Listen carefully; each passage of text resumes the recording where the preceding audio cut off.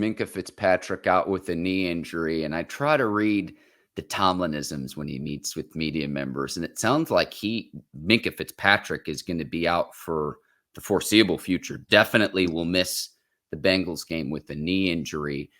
What I wanted to ask you, Ike, is he hasn't been as much of a ball hawk this season in the turnover creation.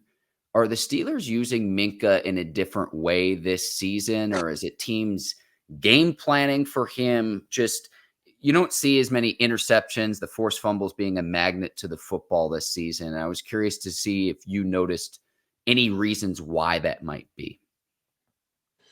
I mean, Mink been hurt. Mink been playing a lot of positions.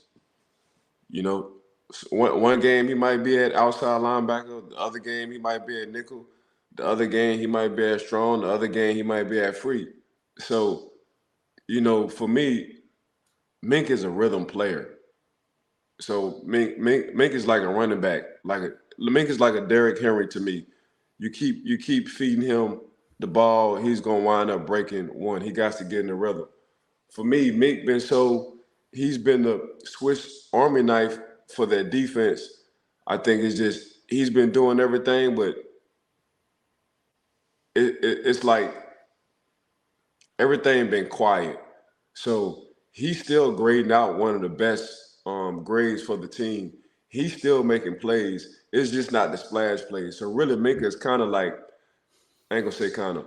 Minka is sacrificing his skills for the sake of the defense. That's what I want to say. So a lot of things that we're used to seeing with Minka is not getting unnoticed in that locker room, far as like from a defensive coordinator standpoint and a teammate standpoint. So, but when you got a guy like that, you can use him pretty much anywhere except for the defensive line on that defense. A lot of things you're not going to see, but from a defensive coordinator, a coach, and a teammate perspective, a lot of things he does doesn't get unnoticed.